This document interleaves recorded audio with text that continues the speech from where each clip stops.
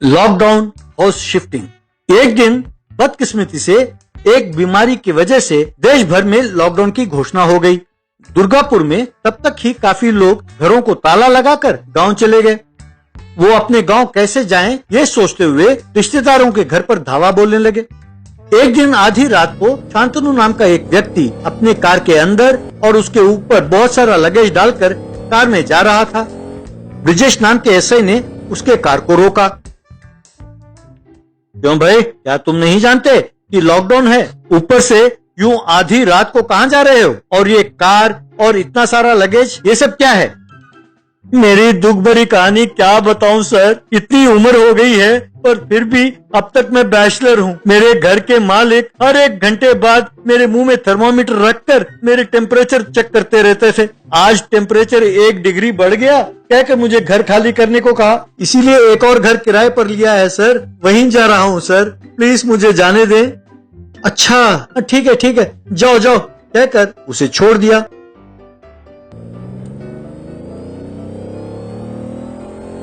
अगले दिन रात को फिर वो 12 बजे शांतनु उसी कार में लगेज लेकर आया। ब्रिजेश ने उसे फिर रोका। क्यों भाई, फिर घर क्यों बदल रहे हो? कल ही तो तुमने घर बदला था।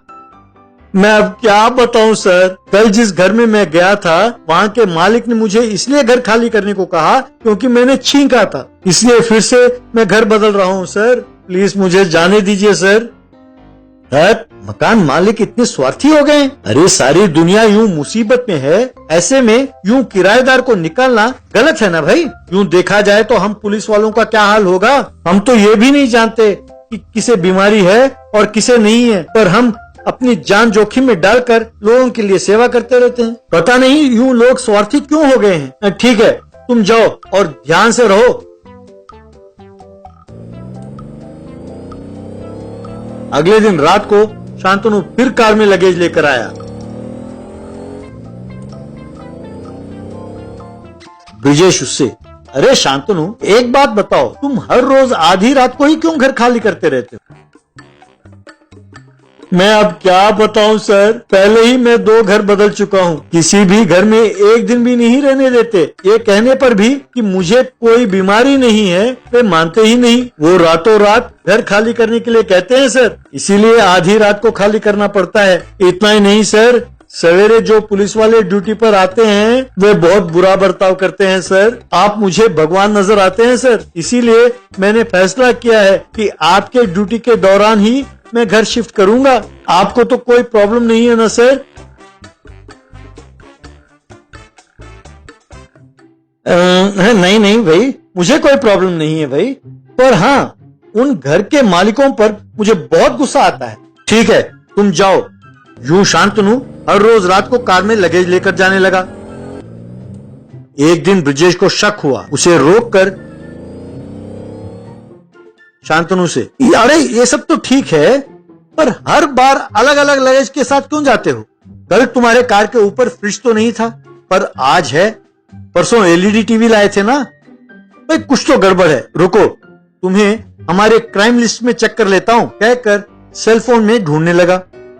सर्च करने पर शांतनु का फोटो सेलफोन पर दिखाई दिया। तब ब्रिजेश उससे, चलो सब ठीक है शांतनु, पर तुम जो इतने दिन होम शिफ्टिंग कर रहे थे ना, वो मुझे दिखाओ, चलो देखते हैं। शांतनु चिंता में पड़ गया। ब्रिजेश और शांतनु एक पहाड़ी गुफा में गए। वहां टीवी, फ्रिज, माइक्रोवेव, रुपए, जेवर सब कुछ था। उसे देखकर ब्रिजेश उससे, भैया लॉकडाउन के समय कैसे कैसे जुर्म कर सकते हैं, इसका ट्रेनिंग मुझे देने के लिए बहुत बहुत धन्यवाद। तुम हर रोज एक घर का माल साफ कर रहे थे और मैं समझ नहीं पाया। इस लॉकडाउन के टाइम में बड़े मजे से चोरी कर रहे थे भाई। अब से पुलिस रिकॉर्ड में तुम्हारा नाम दर्ज होगा, लॉकडाउन शांतनु, कहकर उसे गिरफ्तार किया। मत्स्य कन्या। एक बार योगेश नाम का व्यक्ति पानी में डूबने लगा तो बचाओ बचाओ बचाओ कहकर चिल्लाने लगा। तब एक मत्स्य कन्या ने पानी में तैरते हुए आकर उसे बचाया। तब योगेश, बहुत थैंक्स मत्स्य कन्या, तुमने मेरी जान बचाई है। यूं वो घर में नींद में सपने में सब बोल रहा था। ये देख उसकी माँ। अरे उठ उठ, रात भर तुम नींद में कोई ना कोई सपना देखते रहते हो। सपने में बड़बड़ाने के अलावा तुम्हें और कोई काम नहीं है क्या? योगेश नींद से जागकर, माँ तुम मुझे हमेशा शादी करो कहकर जिद करती रहती हो, है ना? मैं अब शादी करने के लिए तैयार हूँ। मैं मत्स्य कन्या से ही शादी करना चाहता हूँ। मुझे और कोई रिश्ता देखना ही नहीं है। मत्स्य कन्या? अरे बेटा, मत्स्य कन्या तो सिर्फ काल्पनिक है, वो आज कहाँ मिलेगी? हे भगवान, इसका पागलपन बस शिखर पर है, यूं उसने सोचा। बाद में शादी के विचोले से जो कुछ हुआ सब बताया। बहन जी, जो लड़का शादी नहीं करना चाहता था, कम से कम वो मत्स्य कन्या से तो शादी करने के लिए राजी है ना? ये काफी है, अब आप मुझ पर छोड़ दो, मैं देख लूंगा। अगले दिन विचोलों ने एक फोटो लाकर योगेश को दिखाया। उस फोटो में एक मत्स्य कन्या अपने माँ बाप और बहन के साथ थी। सबके पूंछ थे। बेटा, तुम्हारे लिए बड़े मुश्किल से 7 समंदर पार करके ये रिश्ता ढूंढ कर लाया हूँ। इनका मछलियों का एक बड़ा सा परिवार है। एक वक्त था जब अरब सागर में रहते थे। वहाँ पोल्यूशन ज्यादा होने के कारण पड़ोसी गांव में रहने लग गए हैं। लड़की ने अरेबियन सी यूनिवर्सिटी में मछलियों का पीएचडी किया है। उसका असली नाम है मत्स्य कन्या जलजा। धरती पर आने के बाद उसने अपना नाम सिर्फ जलजा रखा है। पिताजी का नाम है मछली मदन। ये समुद्र के एक स्कूल में मछलियों की भाषा पढ़ाते हैं। कुछ दिन पहले ही रिटायर हुए हैं। माँ का नाम है मछली मंगली। वो सी वाइफ थी, अब धरती पर आने के बाद हाउस वाइफ बन गई हैं। उसकी छोटी बहन एक शार्क मछली के साथ भाग गई, पता नहीं कहाँ है। बोलो बेटा, तुम्हें ये रिश्ता मंजूर है? मंजूर है पूछ रहे हैं? अरे मुझे तो बिल्कुल मंजूर है।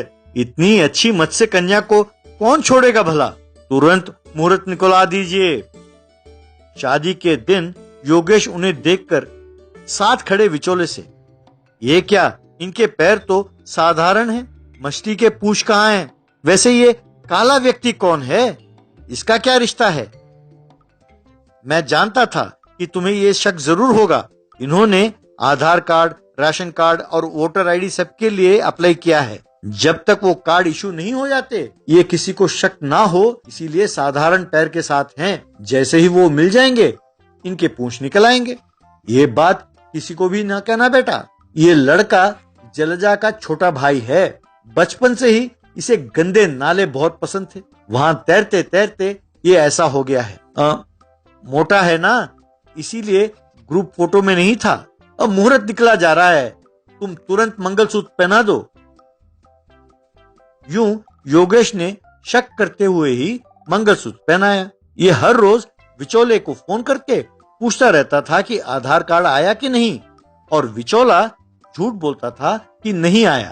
कुछ महीने बाद योगेश का शक बढ़ गया। एक दिन एक बिल्ली को लाकर जलजा के सामने रखा। वाह, ये बिल्ली तो बड़ी प्यारी है, इसे कहाँ से लाए? ये क्या, तुम बिल्ली देखकर डरी नहीं? अरे मछलियाँ तो बिल्ली से डरती है ना।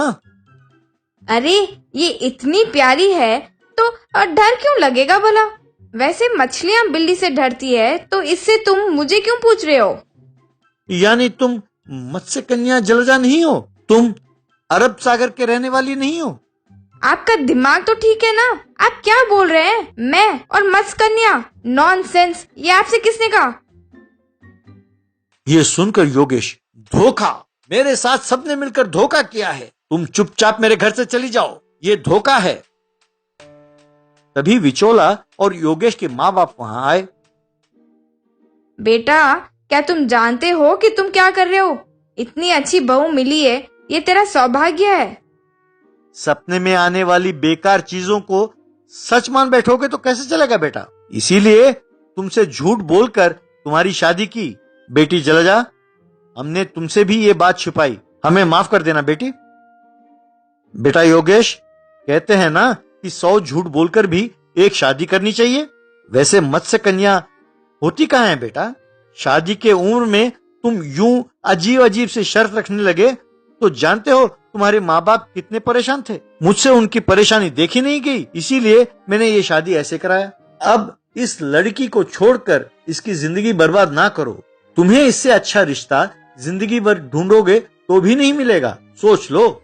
ये सुनकर अपना सोच बदलकर योगेश ने जलजा से माफी मांगा और उसके साथ खुशी खुशी रहने लगा।